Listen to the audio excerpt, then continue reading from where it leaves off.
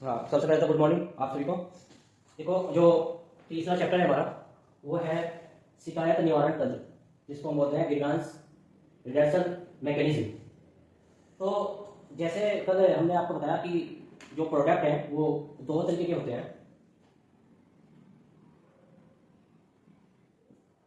Product दो तरीके के होते हैं, एक टेंजिबल और इंटेंजिबल। टेंजिबल और इंटेंजिबल। टेंजिबल उसको बोलते हैं जिसको हम छू सकते हैं, और इंटेंजिबल जिसको नहीं छू सकते। तो जो इंश्योरेंस है, जो इंश्योरेंस के जो प्रोडक्ट है वो इंटेंजिबल है, यानी जिसको हम छू नहीं सकते। अब जब प्रोडक्ट की बात आ जाती है तो कोई भी प्रोडक्ट अगर मार्केट से लेते हैं, अगर उसमें कोई डिफेक्ट आ जाता है या किसी भी तरीके का कोई सर्विस में कोई कमी आ जाती है, तो हम उसकी कमी को पूरा करने के लिए या तो उसके जिससे हमने परचेज किया उसके पास जाते हैं, या फिर वो उस कंपनी को टाई अप करते हैं। तो सेम यही चीज इंश्योरेंस फील्ड में भी है। इंश्योरेंस की जो पॉलिसी आपने परचेज की है, उस पॉलिसी से रिलेटेड अगर कोई समस्या आ जाए, कोई डिस्प्यूट हो जाए, तो उसकी शिकायत का निवारण की क्या प्रक्रिया है, इस चैप्टर में हम इस लेसन में इसी चीज की स्टडी करेंगे कि जो इंश्योरेंस का जो प्रोडक्ट है, अगर उससे रिलेटेड कोई भी डिस्प्यूट हो जाता है, चाहे वो सेवा से रिलेटेड हो चाहे उसकी टर्म्स कंडीशन हो, तो उसका निवारण का क्या प्रावधान है। सरकार ने कौन कौन से ऐसे कानून बनाए हैं जो हमने जो प्रोडक्ट लिया, इंश्योरेंस प्रोडक्ट किसी कस्टमर ने लिया, उसका निवारण कैसे हो सकता है। बेसिकली इस पूरे चैप्टर में जो मेन इसके निवारण का जो तंत्र है, क्या सिस्टम है, इसको हमें जैसे मान के चलिए एक कस्टमर है,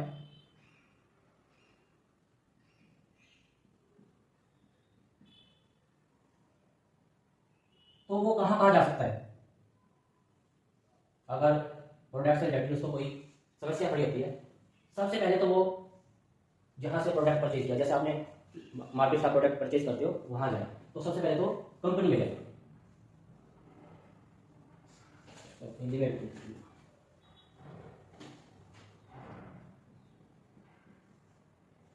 जो कंपनी है उसमें जाए, यानी इसको डायरेक्ट डायरेक्ट कंपनी,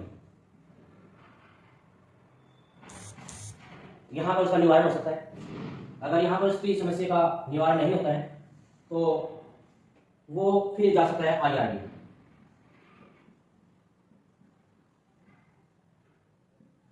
IRD के बाद एक है ओम्बुड्समैन, जिसको बोलते हैं बीमा लोकपाल।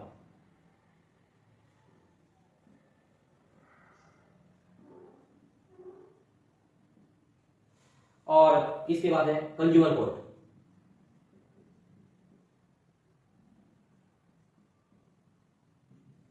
तो उस पूरे चैप्टर में हम जो है, पूरे लेसन में इस चीज की स्टडी करेंगे कि ये जो शिकायत निवारण तंत्र है किस तरीके से काम करता है। अब बात आती है सबसे पहले कि कंपनी, मान के चलिए आपने कोई LIC की या कोई भी इंश्योरेंस पॉलिसी आपने की किसी भी कंपनी XYZ से और किसी एजेंट्स के थ्रू, और आपको उससे रिलेटेड कोई क्लेम है, एग्जाम्पल लेते हैं कि कोई डेथ क्लेम।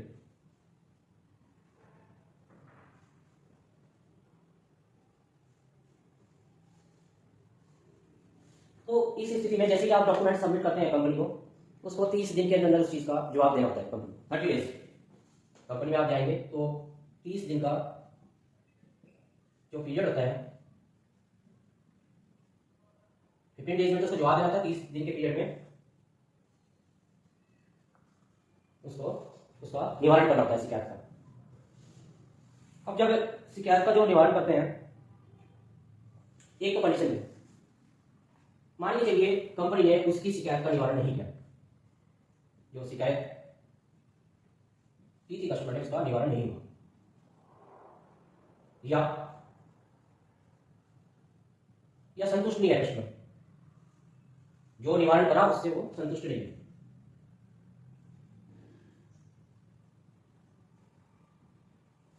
तो उस कंडीशन में क्या होगा कि वो जा सकता है IRD के पास। इंश्योरेंस रेगुलेटरी डेवलपमेंट अथॉरिटी जो है, जो इंश्योरेंस को, कल मैंने आपको बताया IRDA पूरे इंश्योरेंस सेक्टर को कंट्रोल करता है, और जनरल इंश्योरेंस और लाइफ इंश्योरेंस दोनों। IRDA ने एक पोर्टल बनाया है इसके लिए, ऑनलाइन,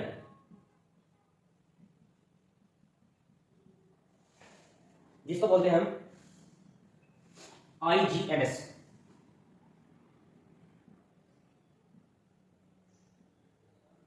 इसकी पूरी फॉर्म आएगी, 100% आपके एग्जाम में आएगी। इसका ये क्वेश्चन 100% ये आप नोट भी कर लो, जो आपके एग्जाम में आएगा। IGMS, integrated grievance management system. अब इसको ना कंफ्यूजन कहाँ होता है, 3-4 टर्म्स दिए जाते हैं इसमें। इंटीग्रेटेड, निम्न में से IGMS की पूरी फॉर्म है integrated grievance management system, integrated grievance mechanism system. तो मैकेनिज्म मत करना इसको, IGMS में मैनेजमेंट, बस इस एक वर्ड को याद कर लेना, मैनेजमेंट, M फॉर मैनेजमेंट।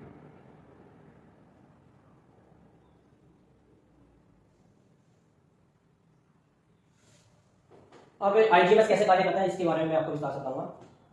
अगर मान के चलिए कस्टमर यहाँ से भी संतुष्ट नहीं है, तो उसके पास फिर अगला रास्ता होता है ऑम्बुड्समैन। इसको बोलते हैं हिंदी में बीमा लोकपाल।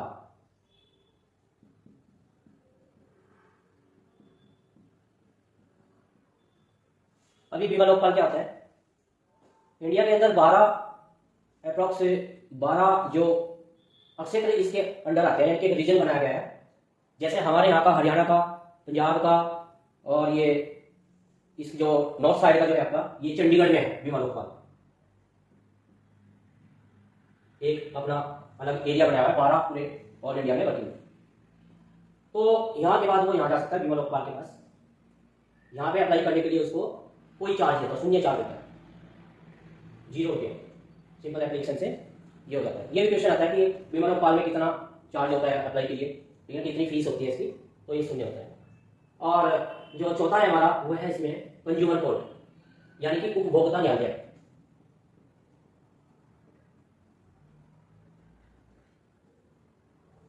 कंज्यूमर कोर्ट को भी हमारे जो देश में इसको 3 इसके सेक्शन बनाए हैं। एक है डिस्ट्रिक्ट लेवल पर, यानी कि जिला लेवल पर। दूसरा कंज्यूमर कोर्ट है आपका ये स्टेट लेवल पर, यानी कि प्रदेश लेवल पर। और तीसरा है आपका पूरा एक सेंट्रल हो गया और इंडिया में, ठीक है ना। तो ये 3 इसके इस कंज्यूमर कोर्ट के अंदर 3 ये चीजें आती हैं। अब इन्हें जो 4 चीज मैंने आपको बताई है, कस्टमर कहाँ कहाँ जा सकता है, फिर डायरेक्ट कंपनी में जा सकता है, उसकी क्या प्रक्रिया है उसके बारे में आपको बताऊंगा। और तो ये जो सारी चीज है, ये एक पॉलिसी होल्डर के संरक्षण के लिए बनाई है, यानी कि कोई भी कंपनी उसके साथ चीट न कर सके, धोखा न दे सके। तो कस्टमर जो पॉलिसी होल्डर है उसके संरक्षण के लिए ये रेगुलेशन एक्ट बनाया 2002, जो IGMS वाला है, ठीक है। अब बात आती है कि डायरेक्ट इसको, ये क्लियर हो गया आपके? हाँ जी, अनु जी, यस सर। हाँ ठीक है, जो आपकी जगह का भी पता लगे, मेरी रिकॉर्डिंग हो रही है, बाकी और कुछ चल ही नहीं रहा, ठीक है। नहीं सर, आ रही है आपकी आवाज। हाँ जी सर, आवाज आ रही है, समझ में आ रहा है? हाँ जी सर। अच्छा ठीक है। अब हम इनका जो 4 चीज मैंने आपको बताई है, इस चैप्टर में 4 चीजें कवर है। डायरेक्ट कंपनी के पास, IRD के पास, बीमा लोकपाल के पास और कंज्यूमर कोर्ट में। तो इसकी हम आगे पूरी डिटेल में स्टडी करेंगे।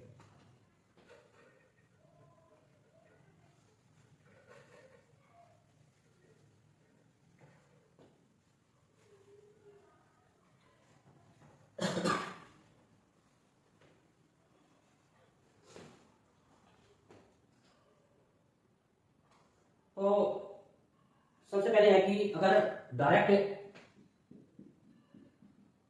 कंपनी के पास, कंपनी में कंप्लेंट लेके कहीं,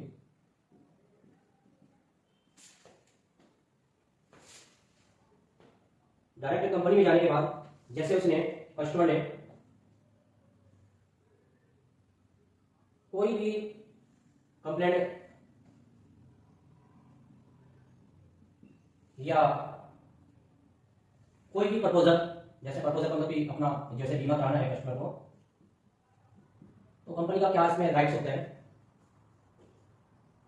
सबसे पहले तो है कि कोई भी जो जानकारी है उसको 10 दिन के अंदर अंदर देनी है। मान के चलिए कस्टमर है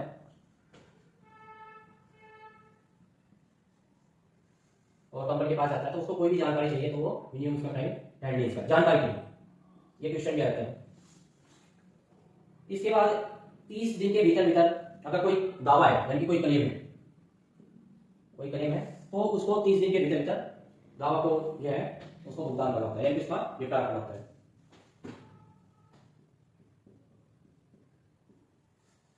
और क्या क्या हो सकते हैं? अगर मान के चलिए बीमा कराना है तो जो प्रपोजल आपने फॉर्म करके दिया उसको 15 दिन का समय होता है। कंपनी के पास 15 दिन का समय होता है। जो प्रपोजल फॉर्म है वो एक्सेप्ट करना है और नो, यानी कि उसको एक्सेप्ट करना या रिजेक्ट करना, ठीक है। अब बात आती है कि नेक्स्ट जो है इसमें आईजीएमएस, इसके डिफरेंट डिफरेंट और आगे और डिटेल्स में है जो मैं आपको बताऊंगा। आईजीएमएस ये है कस्टमर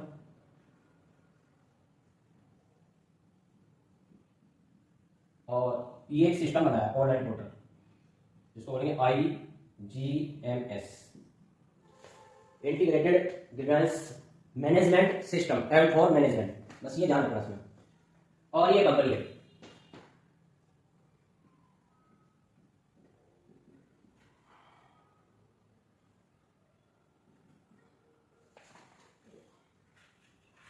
ये समझो C4 customer, C4 company, COMP का बोर्ड, ठीक है। और यहां पर बैठा है IRDA।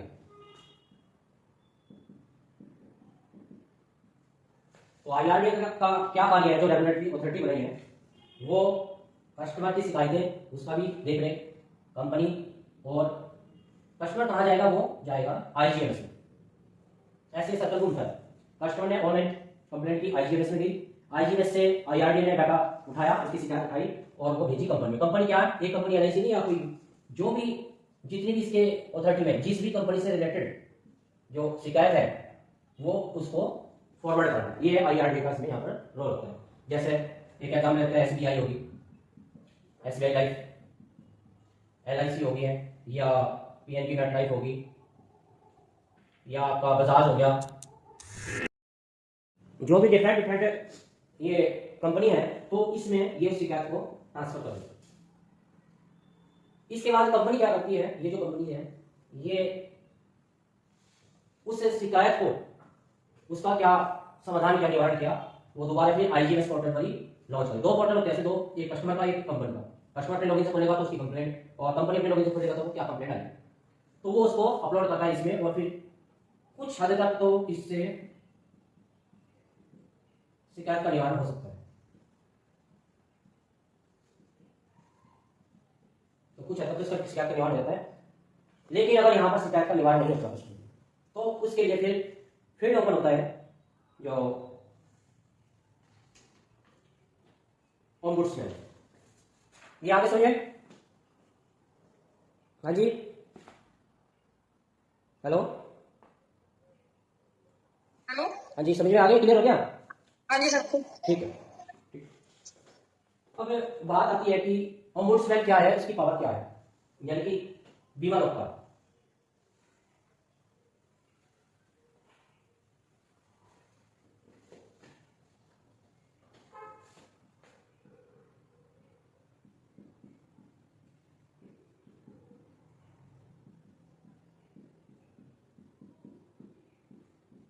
पहले तो यही समझो आपकी बीमा लोकपाल क्या है। देखो, बीमा लोकपाल क्या है? स्पेशल, विशेष, केवल इंश्योरेंस के लिए, केवल बीमे के लिए ही ये एक कोर्ट मान सकते हैं आप, कि जिसमें इंश्योरेंस से रिलेटेड सारी सुनवाई की जाती है।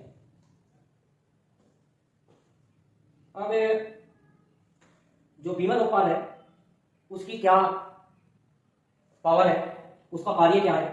सबसे पहले इसका शिकायतों को जांच करना, जो इसके कार्य क्या है बीमा लोकपाल के।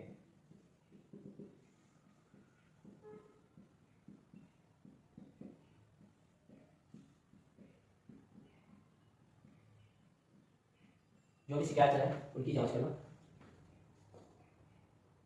और सिफारिश से करना,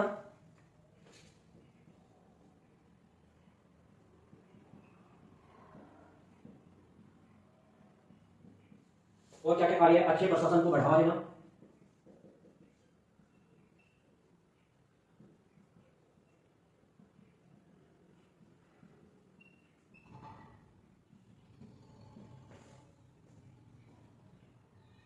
और इसकी जो पावर है, पावर क्या हो सकती है? कस्टमर को मुआवजा दिलवाना, और क्या क्या हो सकता है? मुआवजे की धनराशि निर्धारित करना। अगर मान के चलिए जब कस्टमर बीमा लोकपाल में जाता है तो उस कंडीशन में दोनों पक्षों को वो नोटिस इशू करके बुलाते हैं। जब दोनों पक्ष वहां पर पहुंचते हैं तो दोनों की शिकायतें जो है उनका सुनवाई होती है। सुनवाई होने के बाद जो भी बीमा लोकपाल है वो डिसाइड करता है, तो शिकायतों की जांच करने के बाद उनको कस्टमर को मुआवजा दिलवाना हो गया, या मुआवजे की राशि भी जो है वो भी तय ही करता है। क्यों? क्योंकि मुआवजे की जो राशि है वो इसलिए तय करता है कि कस्टमर का वहां पर जाने में, कानूनी सलाह लेने में जो पैसा खर्च होता है तो उसको भी वो उसमें ऐड ऑन कर सकता है। इसकी पावर होती है। कानूनी फीस होगी, जैसे शिकायत फीस का दिलवाना। अगर कोई अधिकारी बार बार कानून का उल्लंघन करे, सार्वजनिक अधिकारी, जैसे मान लीजिए किसी भी कंपनी का, ठीक है ना, अगर जो सार्वजनिक अधिकारी है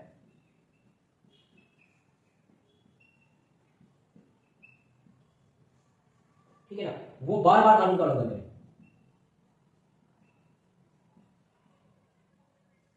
तो उस स्थिति में उस अधिकारी पर फाइनेंशियल जो यानी कि वित्तीय दंड, यानी कि उसको दंडित भी किया जा सकता है पैसे के रूप में। ये नहीं कि वैसे उसको कोई सजा दे दी है, ठीक है ना, जो सजा का प्रावधान भी है, सजा है फाइनेंशियल ऐसा। तो ये एक जो बीमा लोकपाल है ये उसका ये कार्य होगा, इसकी पावर होगी। अब बात आती है कि किस स्थिति में बीमा लोकपाल ये जो शिकायत है किस स्थिति में शिकायत को सुनी जाती है, क्या कंडीशन है यहाँ पर जाने की। ये तो इसकी कार्य हो गई, पावर हो गई, इसकी कंडीशन क्या है, क्या सकते हैं, क्या किस स्थिति में कस्टमर को यहाँ पर जाना पड़ता है। इसमें फर्स्ट आ जाता है अगर कंपनी ने शिकायत खारिज कर दी, शिकायत खारिज कर दी, और दूसरा क्या है कि अगर एक माह के अंदर, मैंने आपको बोला था कि एक माह में ये उसको पूरा प्रॉपर जवाब देना होता है। पहली कंडीशन अगर कंपनी ने शिकायत खारिज कर दी, उस स्थिति में भी बीमा लोकपाल में जा सकते हैं। दूसरी स्थिति है कि एक माह में जवाब ना देना,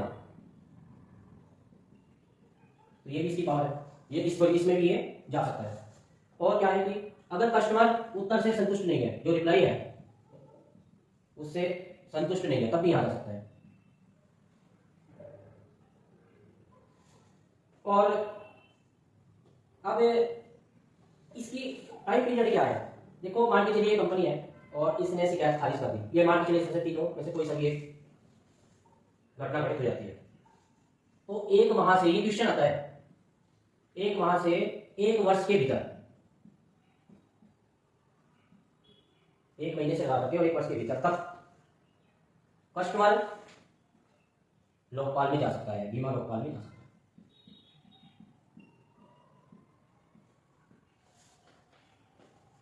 तो इस चीज का भी आपको ये भी क्वेश्चन आता है कि कितने समय के भीतर बीमा लोकपाल में जा सकता है।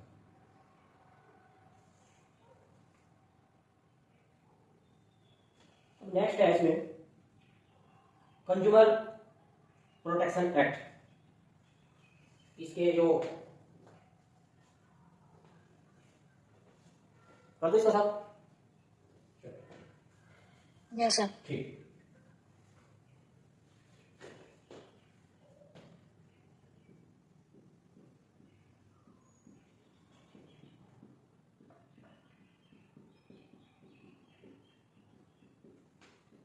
कंज्यूमर प्रोटेक्शन एक्ट यानी कि ग्राहक का जो प्रोटेक्शन है, ग्राहक का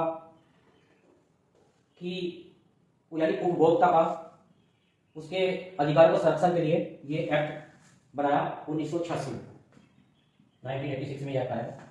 और इसका क्या कार्य है? बेटर प्रोटेक्शन करना और उपभोक्ता निपटारा यानी कंज्यूमर डिस्प्यूट का, कंज्यूमर का जो डिस्प्यूट है उसको उसका समाधान करना। अब इस एक्ट में क्या है? सबसे पहले इस एक्ट में क्या है? देखो सेवा, अगर इसमें सेवा है, सेवा का जो कानून है, सेवा से मतलब इस एक्ट में यह है कि जो संभावित उपयोगकर्ता के लिए उपलब्ध कराया कोई भी प्रावधान, सर्विस जैसे बैंकिंग, फाइनेंशियल, जैसे बैंक ये भी सेवा के क्षेत्र में आता है, और फाइनेंशियल, बीमा, परिवहन, कोई भी फाइनेंशियल इंस्टीट्यूट, तो ये सारी सेवा सेवा से मतलब इसका मतलब है कि सेवा से मतलब कि संभावित उपयोगकर्ता के लिए उपलब्ध कराया गया कोई भी प्रावधान सर्विस, जैसे बैंकिंग, फाइनेंशियल, फाइनेंसिंग और परिवहन और बीमा। कंज्यूमर, कंज्यूमर किसको बोलते हैं इसमें, इसे आपके तहत कंज्यूमर उसको बोलते हैं जो क्या कस्टमर है, जो कस्टमर जो उपयोग करता है सेवा का, जो सेवा का उपयोग करता है। अब जब सेवा का उपयोग कर रहा है तो कोई ना कोई यानी कि जो प्रोडक्ट परचेज कर रहा है, तो अगर उसमें डिफेक्ट आ जाता है, उसको बोलते हैं डिफेक्ट, अगर डिफेक्ट आ जाता है तो प्रोडक्ट में कोई फॉल्ट आना या सेवा में कमी आना, ये भी डिफेक्ट डिफेक्ट उसका आता है। जब डिफेक्ट आएगा तो उसको फिर इसके बाद आएगा कंप्लेंट। सेवा हो गया, बैंकिंग हो गया, ये समझ सकते हैं बैंक या कोई भी इंस्टीट्यूट, इसके बाद सेवा का उपयोग कर कस्टमर ने, उसमें कोई डिफेक्ट आया, डिफेक्ट के बाद फिर कस्टमर क्या करेगा, उसकी कंप्लेंट। जब कंप्लेंट्स करेगा, कंप्लेंट्स में क्या क्या आ सकता है, unfair trade, unfair trades, trades मतलब यही व्यापार, यानी कि जितना जो उसने टर्म्स कंडीशन रखी वो उसमें कहीं ना कहीं डिफेक्शन इन गुड्स सर्विस में कमी, ये सारी ये।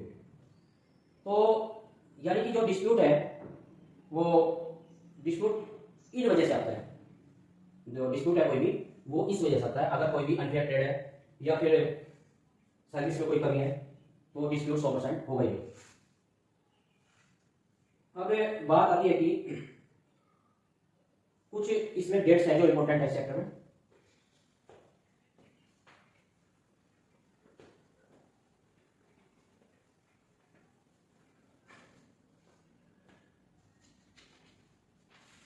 हाँ, ये एक जुडिशियल चैनल है इसमें,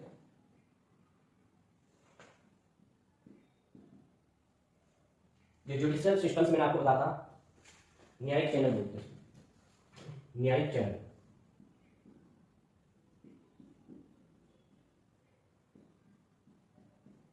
तो हमारे देश में जो न्यायिक चैनल है, सबसे पहले तो ये आपका आ गया डिस्ट्रिक्ट लेवल पर, हर डिस्ट्रिक्ट में होता है ये। दूसरा यानी कि जिला मंच बोलेंगे इसको, हिंदी में जिला मंच। दूसरा चैनल जो है वो राज्य आयोग है,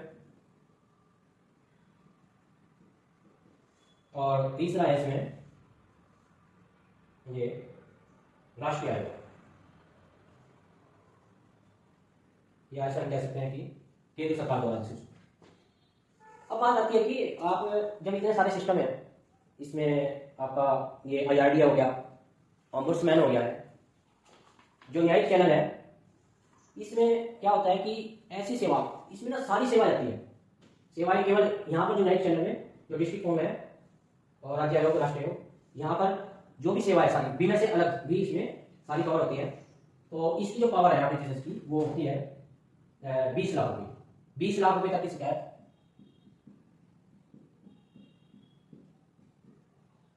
इसकी शिकायत जो है यहाँ पे यानी कि शिकायतों का भुगतान हो सकता है।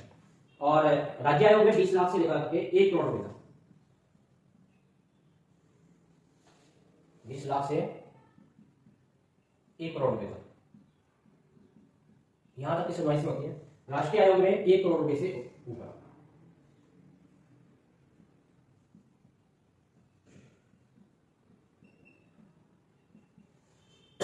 तो ये जो इसमें जुडिशियल जो चैनल है, तो इसमें ये यहाँ पर 20 लाख रुपए तक का भुगतान यहाँ पर होता है जिला लेवल पे, राज्य लेवल पे। जैसे हमारे यहाँ पर डिस्ट्रिक्ट अम्बाला, तो अम्बाला का जो डिस्ट्रिक्ट फॉर्म है मतलब डिस्ट्रिक्ट उस डिस्ट्रिक्ट में होता है, और राज्य का हमारा जो हरियाणा का पूरा राज्य आ गया, हरियाणा का हमारा ये जैसे पंचकुला में हो गया फॉर्म, और राष्ट्रीय आयोग सेंट्रल लेवल पे। तो क्वेश्चन ये आता है इसमें, मेन जो पॉइंट्स है वही कवर करेंगे कि किसकी कितनी पावर है, डिस्ट्रिक्ट लेवल पे ये है 20 लाख से करोड़, ये तो ये सारी चीजें आती है। अब जो बीमा लोकपाल है उसके रिलेटेड कुछ डेट्स, उससे संबंधित कुछ क्वेश्चन जो आते हैं पेपर में, इसके बारे में आपको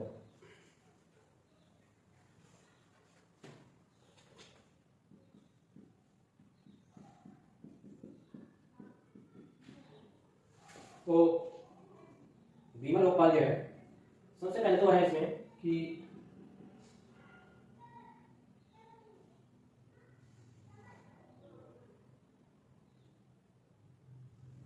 जब कोई शिकायत आती है बीमा लोकपाल के पास,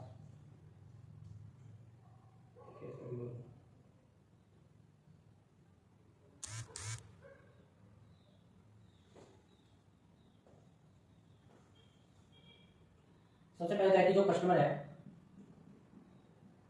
बीमा लोकपाल ने, मान के चलिए कस्टमर ने, बीमा लोकपाल ने अपील की, तो उसके अपील करने के बाद बीमा लोकपाल में सुनवाई हुई दोनों पक्षों की, कंपनी की और कस्टमर की, दोनों पक्षों की सुनवाई हुई।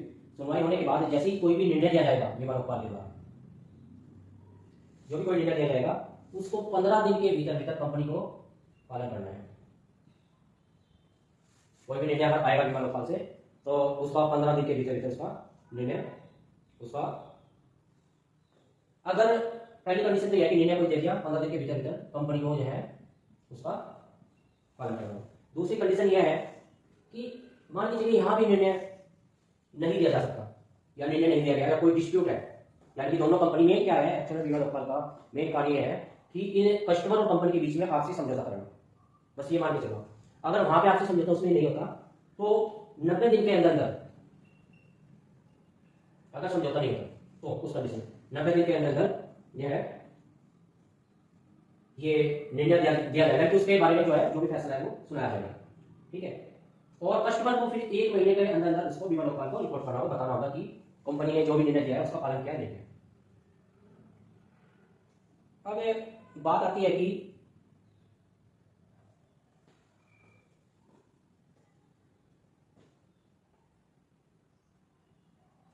मिनिमम जो टाइम है वो 90 डेज का है इसमें, और जो मैक्सिमम टाइम है मान के चलिए कोई बड़ा ही लंबा कोई डिस्प्यूट मामला है तो मैक्सिमम वो 180 डेज है।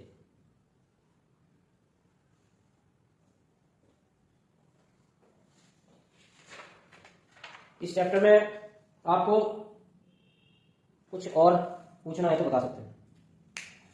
हाँ जी, ये चैप्टर खत्म हो गया है।